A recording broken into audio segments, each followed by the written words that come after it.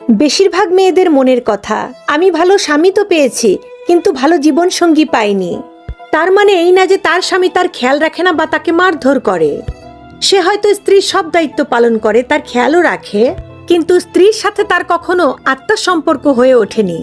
তার একটাই কারণ, স্বামীরা স্বামীর দায়িত্ব পালন করতে করতে তারা ভুলেই যায় যে তার স্ত্রীর কিসে ভালো লাগে আর কিসে খারাপ লাগে। তাই পুরুষ ভাইয়াদের বলছি, শুধুমাত্র স্বামীর দায়িত্ব পালন করলে আপনি হয়তো ভালো স্বামী হতে পারবেন, কিন্তু সারা জীবন যার সাথে কাটাবেন সে হচ্ছে আপনার স্ত্রী। তার সাথে আপনার আত্মার সম্পর্ক হওয়াটা খুবই জরুরি।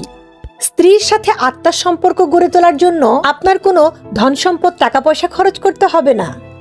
আপনি স্বামী হওয়ার সাথে সাথে শুধু একটু তার বন্ধু হওয়ার চেষ্টা করুন। তার কিসে ভালো লাগে, কিসে খারাপ লাগে, তার ছোট্ট ছোট্ট বাচ্চা বাচ্চা যে অনুভূতিগুলো আছে সেগুলো একটু মূল্যায়ন করতে শিখুন।